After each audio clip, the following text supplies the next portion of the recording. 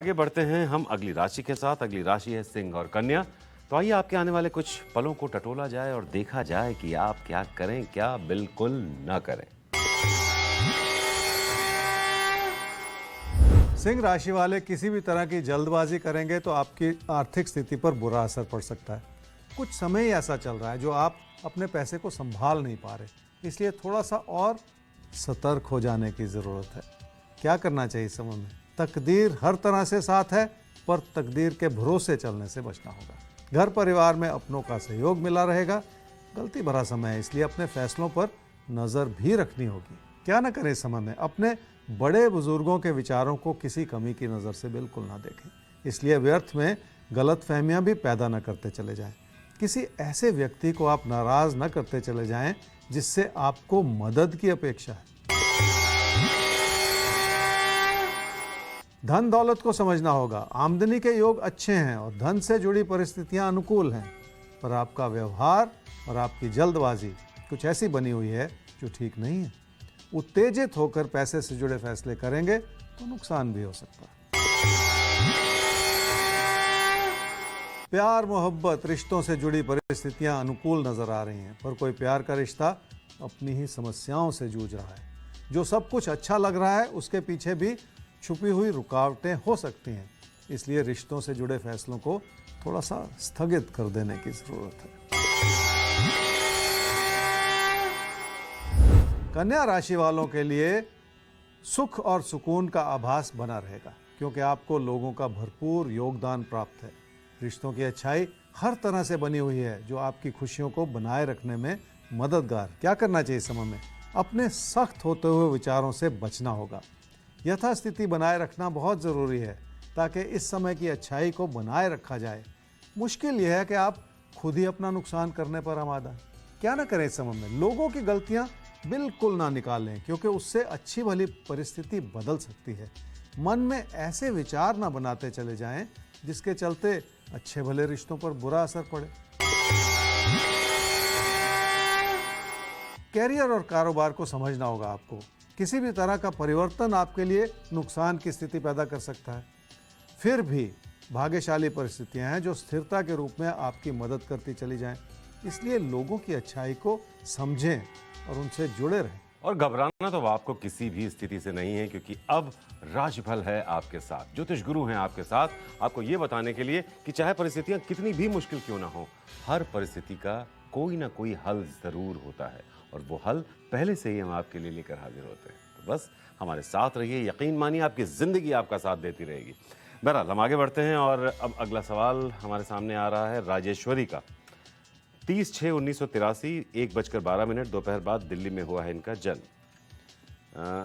शादी तय होने में बहुत सारी मुश्किलें आ रही हैं ज्योतिष गुरु। जब भी बात ऐसा लगता है कि बन गई, अचानक कोई रोड़ा आ जाता है रास्ते में और बातचीत जो चल रही होती है रिश्ते की, वो बिखर जाती है।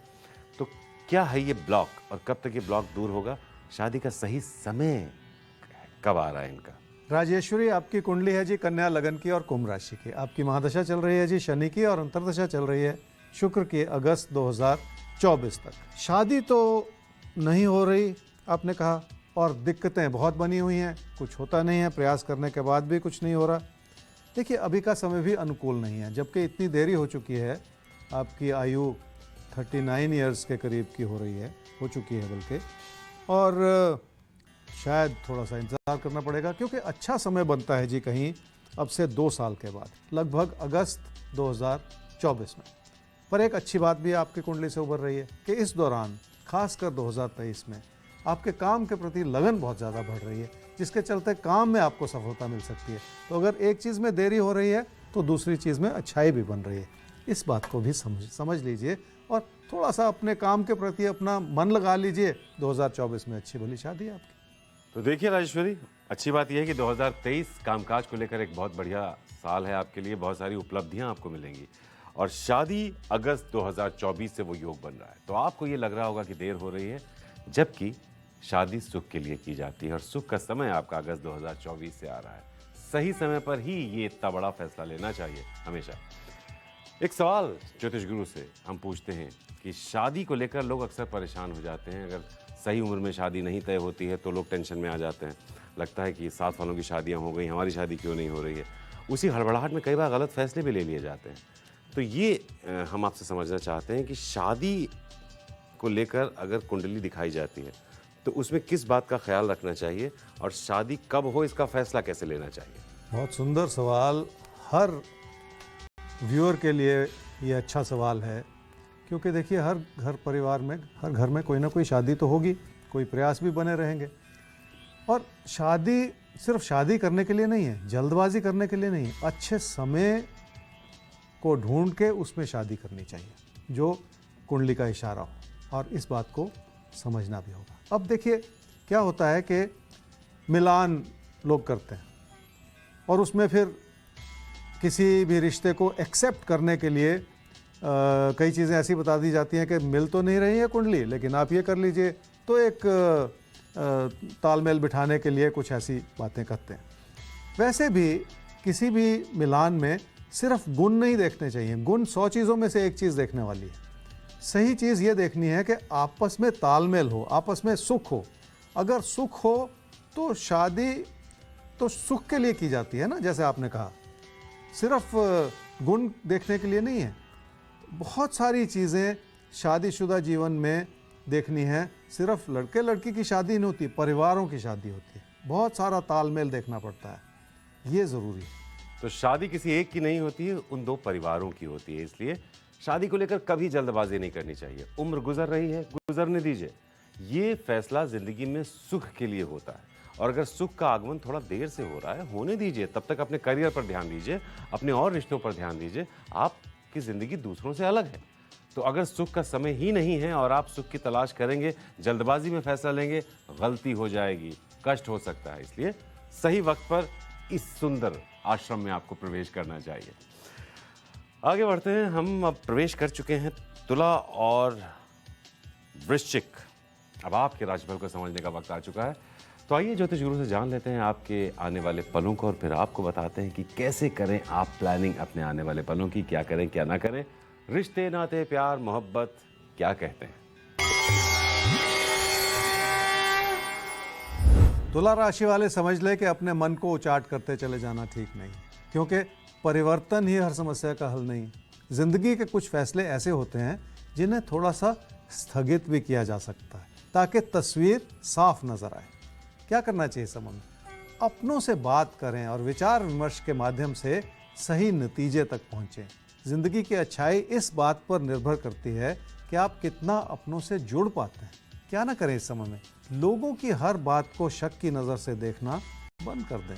ये समय ही कुछ ऐसा है जिसमें तनाव पैदा हो सकता है। इसलिए अपने मन में किसी भी तरह की नकारात्मकता बिठाकर लोगों से उलझते चले जाना ठीक नहीं है।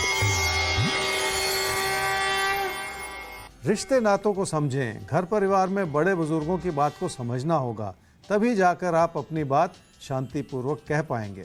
अपनी बात मनवाने के प्रयास में लोगों से दूरियां बनाते चले जाना इस समय ठीक नहीं होगा। सेहत एक ऐसा मुद्दा है जिसमें आपकी लापरवाही नजर आ रही। थोड़ी सी कोशिश इस रूप से भी कर लें कि आप अपनी परिस्थितियों का सही आंकलन कर लें। घर परिवार में अपनों की सेहत को लेकर भी आपके मन में चिंताएं हो सकती हैं। वृश्चिक राशि वालों की आर्थिक स्थिति ठीक है, पर कामकाज से जुड़े दबाव बहुत सारे हैं।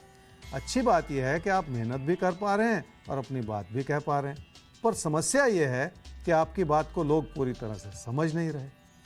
क्या करना चाहिए समय में? विनम्रता अपनानी होगी और कोशिश करके चुप रह जाना होगा। धीरे धीरे ही सही आपकी बात लोगों को समझ जरूर आएगी। क्या ना करें समय में? ना तो लोगों की गलती निकालें और ना ही किसी गलतफहमी में पड़ें। धैर्य बनाए रखें और अपनी कोशिशों में निरंतरता बनाए रखें। लोगों से बनते हुए दबाव को भी बढ़ाते चले जाना इस समय ठीक नहीं है। रिश्तों को संभाले रखना इस समय बहुत जरूरी है। बदलती हुई परिस्थितियों के चलते आप अपनी बातों में वजन पैदा करते चले जा रहे हैं, जो ठीक नहीं है। कोई प्यार का रिश्ता आपके मन पर हावी हो सकता है। सेहत ठीक होने के बावजूद आपकी ओर से लापरवाही बनती चली जा रही है। शायद आपने अपने ऊपर कुछ ऐसे दबाव पैदा कर रखे हैं जो आप संभाल ही नहीं पा रहे। इसलिए भी थोड़ा सा शांत रहने की ज़रूरत है। तो ये वक्त आपसे कह रहा है कि थोड़ा शांत हो जाए। ज्योतिष को भी आपको समझना होगा कि उसकी भूमिका हमारे जीवन में क्या होती है। हम लोग कई बार उम्मीद करते हैं कि जो एस्ट्रोलॉजर है, जो ज्योतिषी हैं, वो कोई चमत्कार आपके सामने करेंगे और रातों रात परिस्थितियां बदल जाएंगी, सब कुछ ठीक हो जाएगा। तो ज्योतिष की एक सीमा है। ज्योतिष एक मार्गदर्शन की विद्या है, ये चमत्कार की विद्या नहीं है। आप यूं समझ लीजिए कि अगर आपकी एक जिंदगी है एक घास के मैदान की तरह, उसमें एक गाय खूंटे से बंधी हुई है, तो गाय पर निर्भर करता है कि वो कितनी दूर की घास चरती है। अगर वो खूंटे के आसपास की घास चरती है, ये गाय की प्रॉब्लम है। लेकिन अगर गाय अपनी पूरी रस्सी का इस्तेमाल करते हुए पूरे मैदान के एक बड़े हिस्से को चर लेती है, तो एक बड़े मैदान की घास को वो खा सकती है। ठीक इसी तरह से हम अगर अपने कर्मों को सही रखें, अपनी सोच को सही रखें, सही ज्योतिषीय मार्गदर्शन के साथ आगे बढ़ें, तो किस्मत कुछ भी हो, आप अपने कर्मों के जरिए अपनी जिंदगी के एक बड़े हिस्से पर अपना कंट्रोल कर सकते हैं, एक बड़े हिस्से पर आप अपना नियंत्रण रख सकते हैं। इसीलिए ज्योतिष में कर्म को भाग्य से ऊपर रखा गया है। अपने कर्मों पर भरोसा कीजिए। ज्योतिष गुरु आपके साथ हैं, आपको ये बताने, आपको ये समझाने के लिए कि आपके कर्मों में ये ताकत है कि आप कुछ भी पा सकते हैं, परिस्थितियां कैसी भी क्यों ना हों।